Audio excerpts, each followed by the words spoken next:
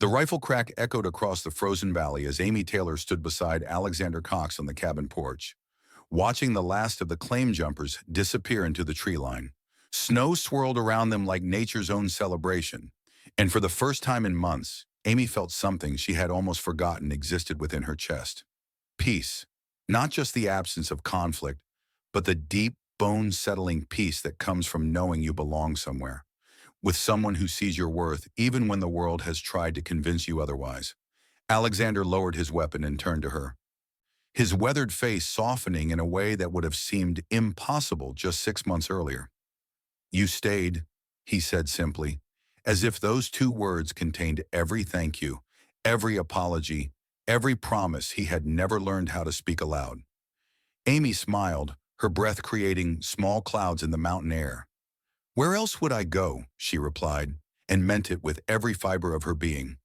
But this moment of triumph, this crystalline instant of belonging and purpose, had been earned through months of struggle that began on the darkest day of Amy Taylor's life.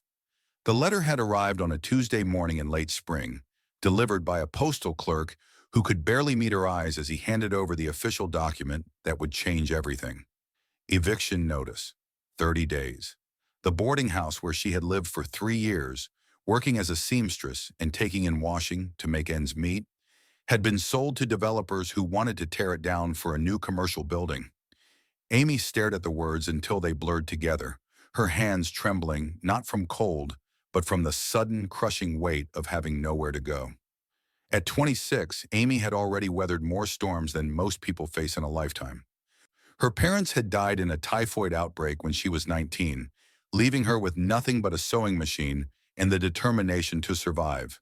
She had worked her fingers raw in textile mills, cleaned houses for wealthy families who treated her like furniture, and taken whatever honest work she could find.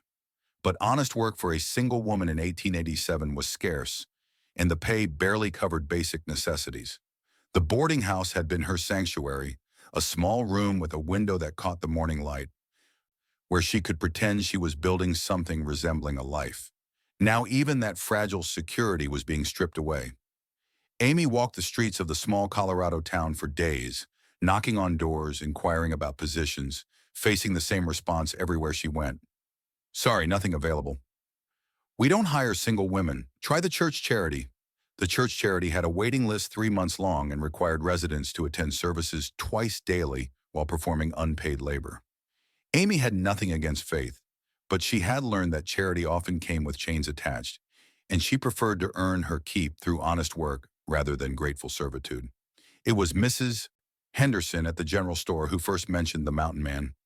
Amy had been purchasing her meager weekly supplies, counting out coins with the careful precision of someone who knows exactly how little they have, when she overheard two men talking near the pickle barrel. "Crazy old coot up on Copper Ridge is looking for someone to keep house," one of them said with a snort of derision.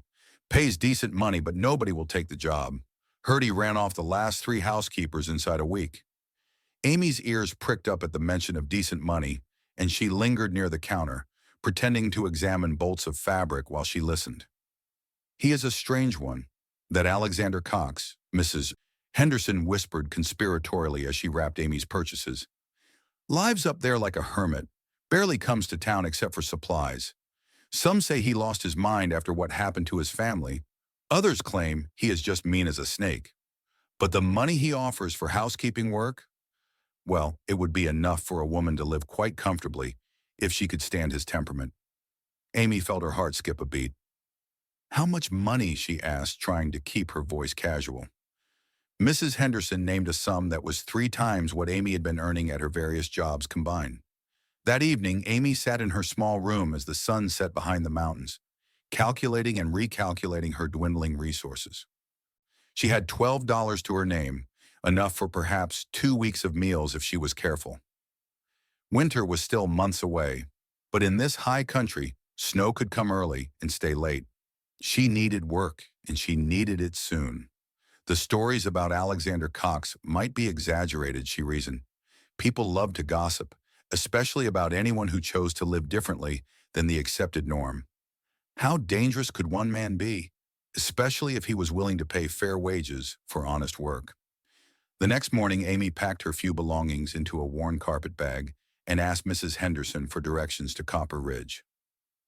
The older woman looked at her with a mixture of concern and admiration. "You sure about this, dear?" she asked. "That mountain is a hard place, and Alexander Cox has a reputation for being harder still." Amy straightened her shoulders and lifted her chin with a determination that surprised them both. "I have survived worse than difficult men and harsh mountains," she replied, "and I need the work." The journey to Alexander Cox's cabin took the better part of a day, following a winding trail that climbed steadily through pine forests and rocky outcroppings. Amy had borrowed a mule from the livery stable, promising to return it within the week once she had assessed the situation. As she climbed higher, the air grew thinner and cooler, and she began to understand why people considered this isolated territory. The nearest neighbor was probably 10 miles away, and the silence was so complete it seemed to have weight and substance. When she finally crested the ridge and saw the cabin, Amy felt her breath catch in her throat. It was larger than she had expected, built from massive logs that spoke of both skill and permanence. Smoke rose from the stone chimney, and the windows glowed warmly in the gathering dusk. The setting was undeniably beautiful, perched on a natural shelf that overlooked a valley stretching toward distant peaks. But there was also something forbidding about the place, an aura of isolation and self-sufficiency that made it clear visitors were neither expected nor particularly welcome. Amy dismounted and approached the front door, her heart hammering against her ribs. Before she could knock, the door swung open to reveal a man who matched every intimidating story she had heard. Alexander Cox stood well over 6 feet tall, with broad shoulders and arms that spoke of a lifetime of physical labor. His dark hair was longer than fashion dictated, and his beard was full and untamed. But it was his eyes that gave Amy pause. Pale gray eyes that seemed to look right through her, assessing and measuring in a way that made her feel suddenly small and exposed. "You lost?" he asked, his voice a low rumble that seemed to emerge from somewhere deep in his chest. His tone was not unkind, but neither was it welcoming. Amy forced herself to stand straighter and meet his gaze directly. "I am Amy Taylor," she said, proud that her voice remained steady. "I heard you might be looking for someone to help with housekeeping." Alexander studied her for a long moment, his expression unreadable. "You hear about the others?" he asked. "The ones who left?" Amy nodded. "I heard they could not handle the work or the isolation." Alexander's mouth quirked in what might have been amusement. "That what you heard?" He stepped aside and gestured for her to enter. And Amy found herself in a large main room dominated by a stone fireplace and furnished with handmade furniture that was both sturdy and surprisingly comfortable looking. The cabin was not luxurious, but it was well built and warm, with touches that spoke of someone who took pride in his surroundings, even if he chose to share them with no one. The floors were clean, the windows were clear, and everything had a place and purpose. Alexander moved to the fireplace and began building up the fire, his movements economical and practiced. "You can stay the night," he said without looking at her. "Tomorrow I will show you what needs doing. If you think you can handle it, we will discuss terms. If not, you can head back to town and no hard feelings." Amy set down her carpet bag and removed her coat, feeling the warmth of the fire begin to penetrate her travel-chilled bones. "What happened to the others?" she asked. Alexander paused in his fire building and glanced at her over his shoulder. "They decided the work was not worth the wages," he said simply, but Amy caught something in his tone that suggested there was more to the story. That first night, Amy lay in the small but comfortable room Alexander had assigned to her, listening to the wind whistle around the cabin eaves and wondering what she had gotten herself into. The bed was firm and the blankets were warm, luxuries she had not enjoyed in months. But sleep eluded her as she tried to piece together the puzzle of Alexander Cox. He had prepared a simple but substantial dinner of venison stew and fresh bread, serving her with a courtesy that seemed at odds with his fearsome reputation. He had spoken little during the meal, but his silence felt more like natural reserve than deliberate rudeness. When morning came, Alexander was already up and moving, the smell of coffee and bacon drawing Amy from her room. He handed her a cup of coffee without comment, the brew strong and hot, and exactly what she needed to face whatever challenges the day might bring. After breakfast, he led her through the cabin, explaining what he expected from a housekeeper. The work was substantial but not unreasonable, keeping the main living areas clean, preparing meals, maintaining the kitchen, and washing clothes. The cabin was large enough that it would be a full-time job, but not so large as to be overwhelming for one person. What struck Amy most was the condition of everything she saw. Despite the stories of Alexander driving away housekeepers, the cabin was remarkably well maintained. The kitchen was organized and functional, the bedrooms were clean and comfortable, and even the root cellar was properly stocked and arranged. This was not the home of a man who was careless or destructive, which made her wonder even more about what had really driven away her predecessors. The answer began to reveal itself as the days passed and Amy settled into her new routine. Alexander Cox was indeed a difficult man, but not in the way she had expected. He was not cruel or violent or unreasonable in his demands. Instead, he was simply the most intensely private person Amy had ever encountered, a man who had built walls around himself so high and thick that any intrusion felt like an invasion. He spoke only when necessary, moved through the cabin like a ghost, and seemed to regard her presence as a necessary evil rather than welcome assistance. But Amy had learned patience in a hard school, and she had also learned to observe. As she went about her daily tasks, she began to notice things that told a different story than the one whispered in town. The cabin contained evidence of a life that had once been very different. A woman's sewing basket tucked away in a closet, children's toys carved from wood and stored carefully in a chest, a family Bible with names and dates written in a feminine hand. Alexander Cox had not always been alone, and whatever had changed that had left wounds that were still raw despite the passage of time. Amy also began to understand why the previous housekeepers had left. It was not that Alexander was abusive or impossible to please, but rather that he made it clear through 1,000 small signals that he did not want anyone there, that her presence was an intrusion he tolerated only out of necessity. He never criticized her work, never complained about meals or cleaning, but he also never acknowledged her efforts or showed any sign that he appreciated what she was doing. For someone seeking approval or gratitude, working for Alexander Cox would indeed be intolerable. But Amy was not seeking approval or gratitude. She was seeking survival, and for the first time in months, she felt secure in that basic need. Alexander paid her exactly what he had promised, in gold coin, every week without fail. The work was hard but honest, and she was good at it. More importantly, she began to recognize something in Alexander's fierce independence that resonated with her own experience. He was someone who had been hurt badly and had decided that the safest course was to rely on no one but himself. Amy understood that impulse because she had felt it herself many times. As autumn progressed and the aspen trees turned brilliant gold against the evergreen backdrop, Amy began to find a rhythm in her mountain life that felt more natural than anything she had experienced in town. She woke before dawn to start the fire and prepare breakfast, spent her mornings cleaning and organizing, her afternoons cooking and mending, her evenings reading by the fireplace or working on her own sewing projects. The isolation that had driven away other housekeepers became a source of peace for Amy, who had spent too many years surrounded by noise and bustle and the constant pressure of trying to fit into a world that had no real place for her. Alexander remained distant, but began to show small signs that he was adjusting to her presence. He started leaving firewood stacked by the kitchen door without being asked.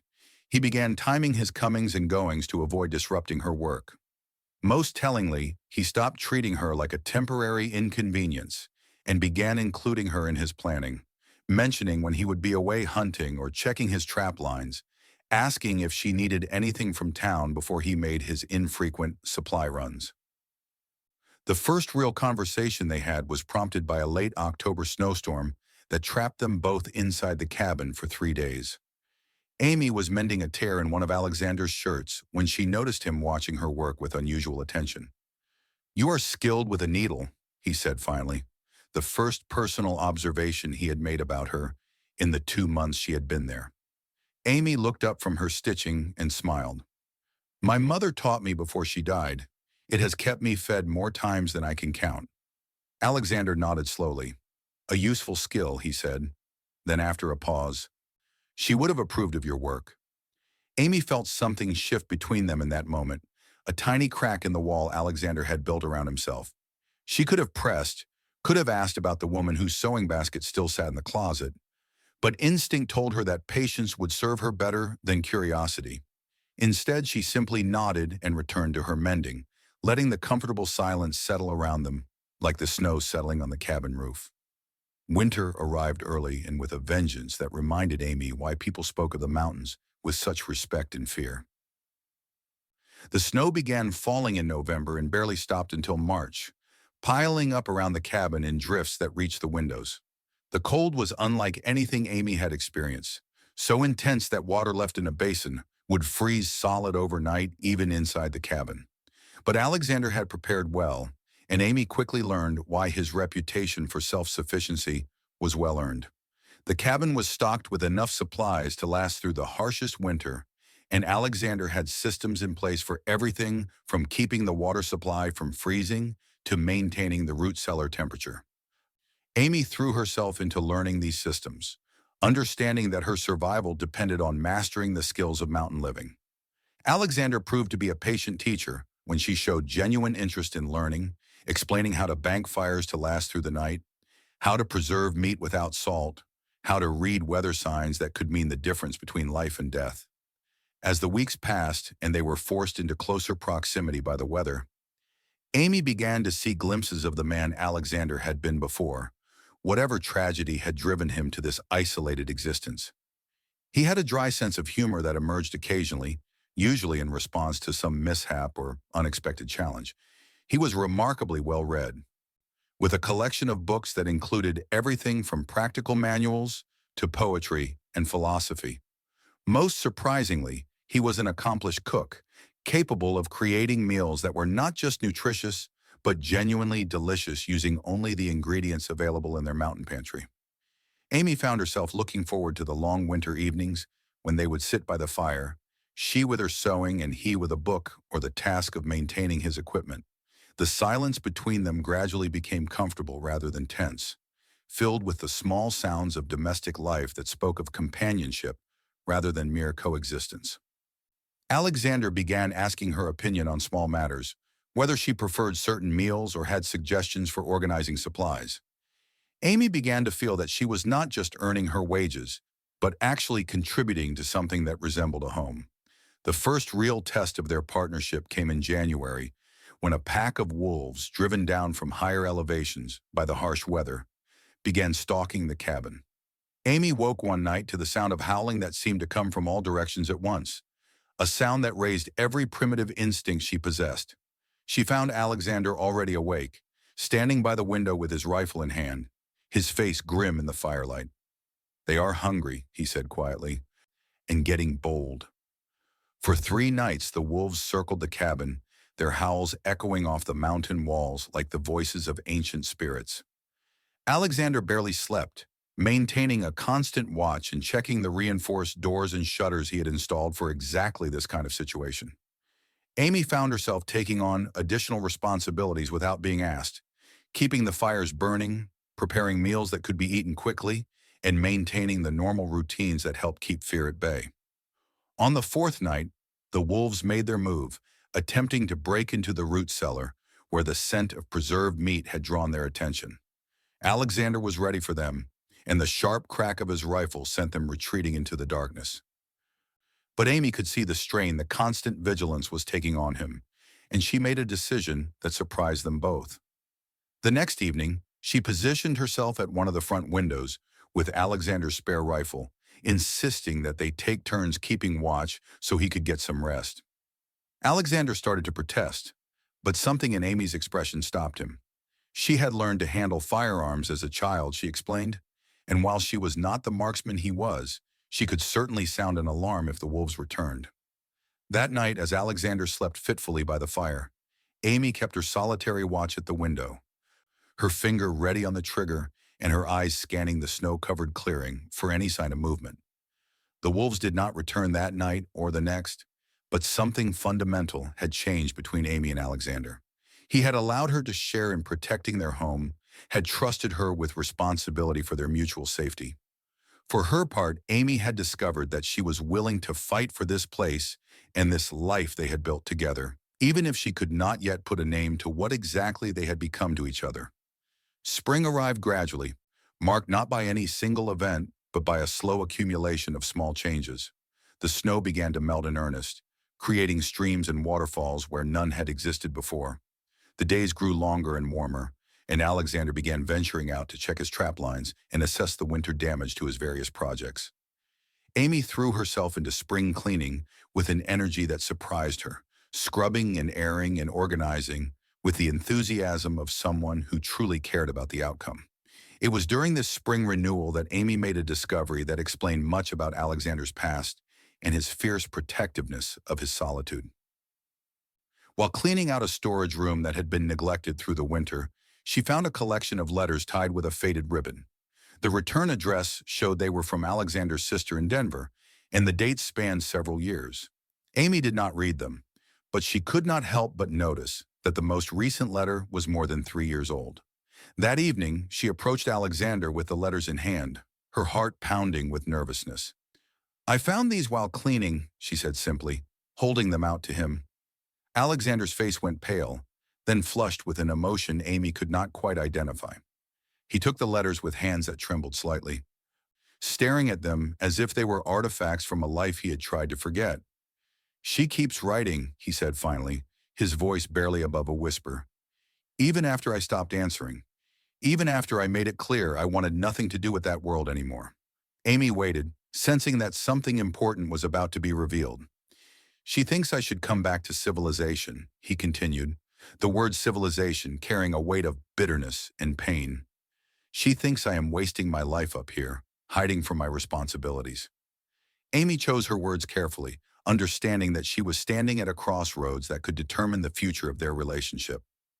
"What do you think?" she asked quietly. Alexander looked at her then, really looked at her, as if seeing her clearly for the first time. "I think," he said slowly, "that civilization is what destroyed everything I cared about. And I think that what I have built here, what we have built here, is worth more than anything that world has to offer." The admission hung between them like a bridge, delicate and new, but undeniably real. Amy felt her heart skip a beat as she realized that Alexander had just acknowledged not only her presence, but her importance to the life he had created. "We," he had said, "what we have built." It was the first time he had spoken of them as a partnership, as something more than employer and employee. Summer brought new challenges and new revelations. Alexander began including Amy in more aspects of his mountain life, teaching her to identify edible plants, to read animal tracks, to predict weather changes by observing cloud formations and wind patterns. Amy proved to be an eager student, absorbing knowledge with the hunger of someone who understood that each skill might one day mean the difference between survival and disaster. But it was also during the summer that they faced their most serious external threat. Word had somehow reached the outside world that Alexander Cox was living alone on valuable mining land with only a woman for protection. A group of claim jumpers arrived in late July, rough men who made it clear they intended to drive Alexander off his property by whatever means necessary. Amy's first instinct was fear, but as she watched Alexander prepare to defend their home, she realized that her fear was not for herself, but for him. Somewhere during the long winter months and the gradual spring awakening, this place had become truly home to her, and Alexander had become something she was not yet ready to name, but was absolutely prepared to protect. The confrontation began with threats and escalated to violence when the claim jumpers realized that Alexander had no intention of abandoning his land. They had expected to intimidate a hermit and a woman, but they had not counted on the fierce determination of two people defending something they valued more than their own lives. When the shooting started, Amy proved that her childhood training with firearms had not been forgotten, and her accurate shooting from the cabin windows helped turn the tide of the battle. When the smoke cleared and the last of the claim jumpers had fled into the forest, Amy and Alexander stood together on the cabin porch, both shaken by the violence, but united by the knowledge that they had faced their greatest test and emerged victorious. It was then that Alexander spoke the words that would change everything between them. You stayed, he said, his voice filled with wonder and gratitude. When things got dangerous, when you could have run, you stayed and fought beside me. Amy looked at him, this man who had become so much more than an employer, so much more than a refuge from a hostile world. Where else would I go, she replied. And in those words was the acknowledgement of a truth they had both been avoiding. This was not just a job anymore, and he was not just a difficult mountain man. They had become something together that neither of them had expected, but both of them needed. The rest of the summer passed in a haze of contentment and growing intimacy.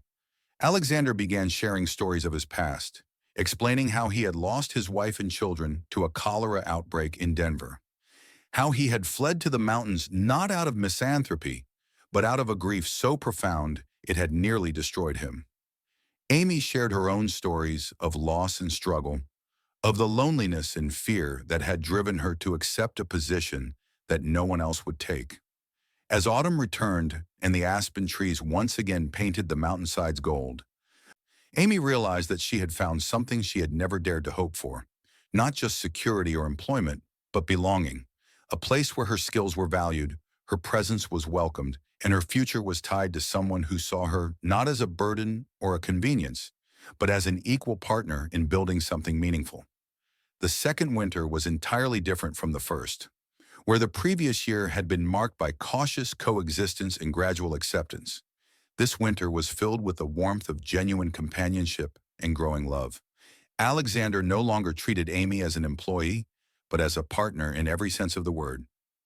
They planned meals together, made decisions about supplies and improvements to the cabin together, and spent their evenings in comfortable conversation that ranged from practical matters to philosophy and dreams for the future. It was during a particularly fierce blizzard in February that Alexander finally spoke the words that had been growing between them all winter. Amy was mending by the fire while he worked on carving a new handle for a broken tool, the domestic scene so natural and comfortable that it took her a moment to register what he was saying. I never thought I would want to share my life with anyone again, he said quietly, not looking up from his work. After Sarah and the children died, I thought that part of me had died too.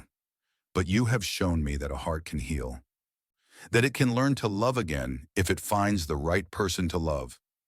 Amy set down her sewing and looked at this man who had become everything to her. This fierce, gentle, complicated man who had given her not just employment, but a home, not just security, but love. I never thought I would find a place where I truly belonged, she replied. I spent so many years feeling like I was always on the outside, always temporary, always one step away from having nothing again. But here with you, I feel like I have found not just a home, but myself. The proposal, when it came, was as practical and heartfelt as everything else about their relationship. We should make this official, Alexander said one morning as they watched the sun rise over the snow-covered peaks. Not because we need a piece of paper to know what we mean to each other, but because I want the whole world to know that you are mine and I am yours. That we have chosen each other and built something together that no one can take away. Amy's answer was a kiss that tasted of coffee and morning light and the promise of all the tomorrows they would share. Yes, she whispered against his lips. Yes to all of it. Yes to this life. Yes to you. Yes to the future we will build together. They were married in the spring by a traveling preacher who made his rounds through the mountain communities, with Mrs. Henderson from the general store and her husband as witnesses. It was a simple ceremony held on the cabin porch with the entire Rocky Mountain range as their cathedral. But Amy had never felt more beautiful or more blessed than she did in her carefully mended best dress, speaking vows that came from the deepest part of her heart. The years that followed were not without challenges, but they faced each obstacle together with the strength that comes from true partnership. They expanded the cabin, adding rooms for the children they hoped to have and the guests they occasionally welcomed. Amy's skills as a seamstress became legendary throughout the mountain communities, and she began taking in special orders from as far away as Denver, her reputation for quality work spreading by word of mouth.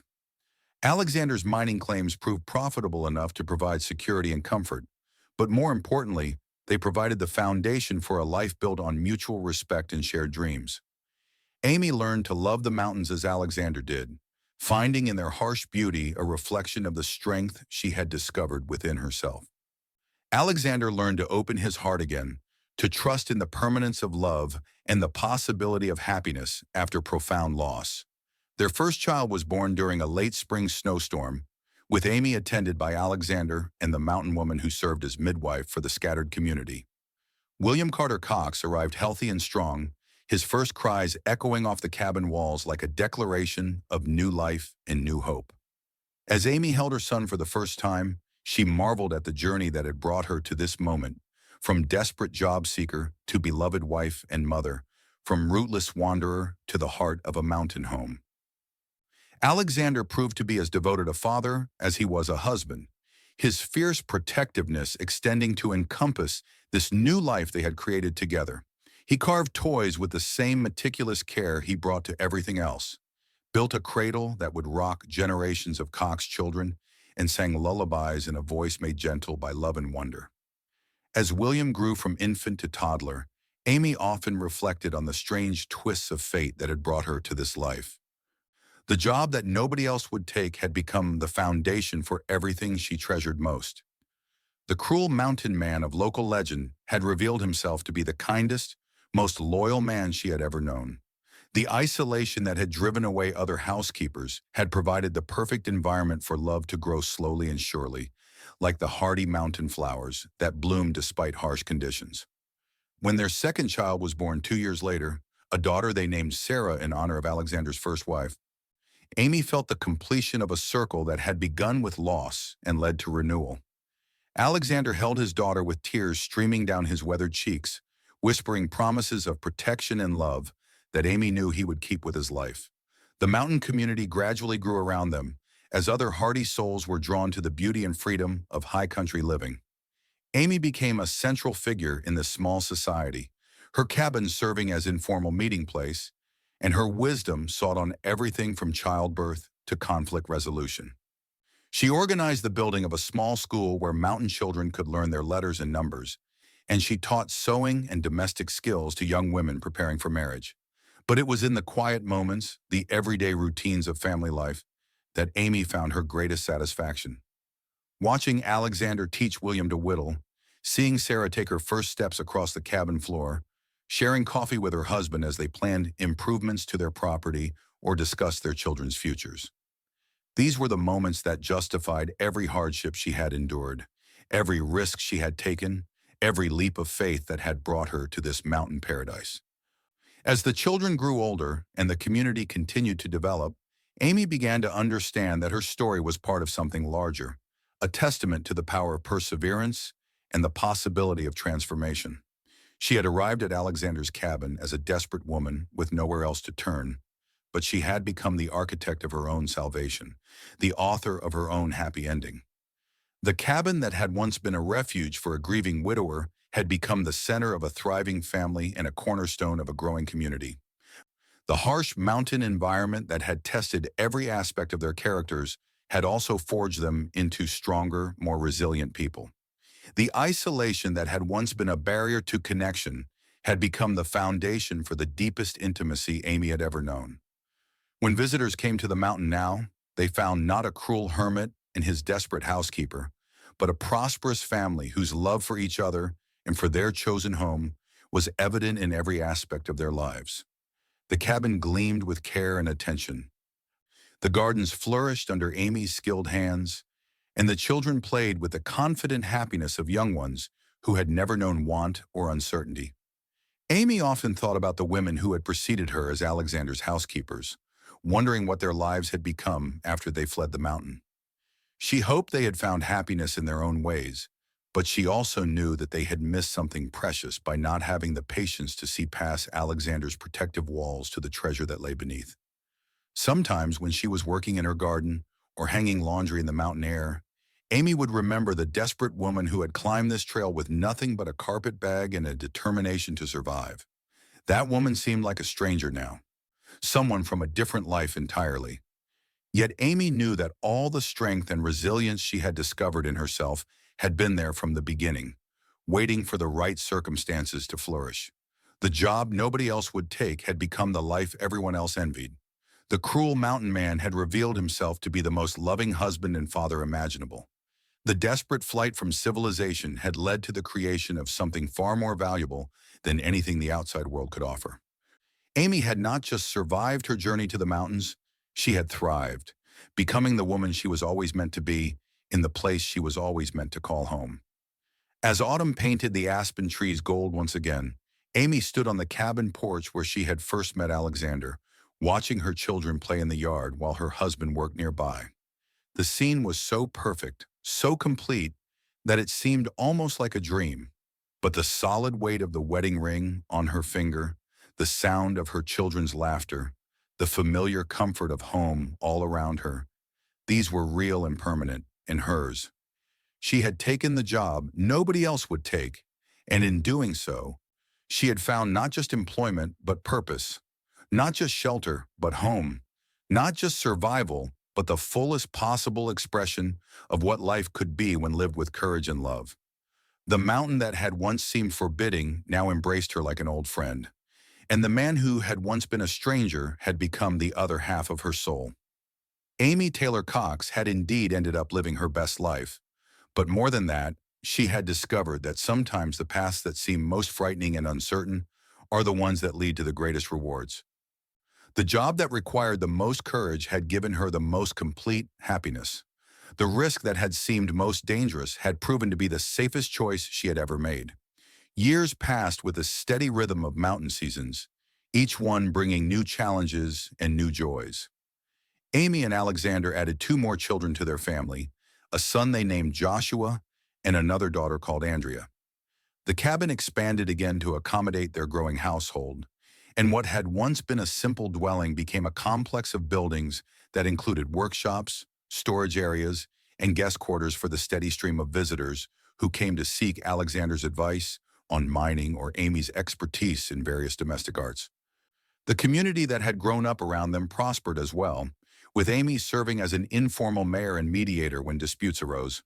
Her reputation for fairness and wisdom spread throughout the territory, and she was often called upon to settle everything from property disputes to marriage difficulties. Alexander supported her community involvement wholeheartedly, understanding that Amy's gift for bringing people together was as valuable as his own skills in mining and mountain survival. Their children grew strong and capable, educated not just in books, but in the practical skills necessary for mountain living. William became his father's apprentice in mining and metalwork, while Sarah showed her mother's talent for needlework and her father's head for business. Joshua proved to have an artistic temperament, spending hours carving and drawing, while Andrea displayed a natural leadership ability that suggested she might one day take over Amy's role as community organizer. But it was in the quiet family moments that Amy found her greatest satisfaction. Evening meals where the conversation ranged from the day's practical concerns to philosophical discussions about life and purpose. Sunday afternoons when the whole family would hike to a favorite spot overlooking the valley, sharing the beauty that had first drawn Alexander to this place. Winter evenings when they would gather around the fireplace, Amy sewing while Alexander read aloud from books that transported them to distant times and places. As Amy approached her 40th birthday, she often reflected on the incredible journey that had brought her to this point. The frightened, desperate woman who had climbed the mountain trail with nothing but determination and a carpet bag seemed like a character from someone else's story. Yet Amy knew that every hardship she had endured, every challenge she had overcome, had been necessary preparation for the life she now lived. She had learned that true security came not from external circumstances, but from inner strength and the love of people who valued her for who she truly was. She had discovered that home was not a place you found, but something you created through daily choices and shared commitment. Most importantly, she had proven to herself that it was possible to transform even the most desperate circumstances into something beautiful and meaningful. The mountain that had once seemed like the end of the world had become the center of her universe. The job that nobody else would take had become the foundation for a life richer and more fulfilling than anything she had ever dared to imagine. The cruel mountain man of local legend had revealed himself to be not just a loving husband and father, but a partner who had helped her discover strengths and capabilities she never knew she possessed. As she stood on the porch that evening, watching the sun set behind the peaks that had become as familiar as old friends, Amy felt a deep sense of gratitude for every twist and turn that had brought her to this moment. The eviction notice that had seemed like a catastrophe had actually been a liberation. The desperate search for any kind of work had led her to the perfect job. The frightening journey into unknown territory had brought her home. Amy Taylor Cox had indeed taken the job nobody else would take. But in doing so, she had claimed a life that was uniquely and perfectly hers. She had faced down every challenge with courage and grace, had built something lasting and beautiful from the raw materials of determination and love, and had proven that sometimes the most unlikely beginnings can lead to the most extraordinary endings. The rifle crack that had echoed across the valley during the confrontation with the claim jumpers had been more than just a sound of victory over external threats. It had been the sound of Amy claiming her place in the world, of choosing to fight for what she had built rather than accepting whatever fate others might try to impose upon her. Standing beside Alexander on that snowy porch, watching their enemies retreat, she had felt the deep satisfaction that comes from knowing you have found your true home and your true self. Now, years later, as she tucked her youngest children into their beds and kissed her husband goodnight, Amy knew that she was living proof that courage and perseverance could transform even the most desperate circumstances into something wonderful. She had taken the job nobody else would take, had married the man nobody else could understand, had made a home in the place nobody else could survive, and in doing so, had created a life that was exactly what she had always needed, even when she had not known what to hope for. The mountain wind that had once seemed so cold and forbidding now sang her to sleep each night with promises of tomorrow's possibilities. The isolation that had driven away other women had become the perfect environment for love to flourish and family to grow. The harsh beauty of the high country had taught her that the most valuable things in life often required the greatest effort to obtain and maintain, but that the rewards justified every sacrifice. Amy had indeed ended up living her best life, not because circumstances had been kind to her, but because she had been brave enough to embrace an uncertain future and wise enough to recognize love and home when she found them. She had taken the job nobody else would take, and in return, life had given her everything she had never dared to dream of wanting. The cruel mountain man's cabin had become a sanctuary of love and laughter, and the desperate woman who had climbed the trail with nothing but hope had become the architect of her own perfect happiness.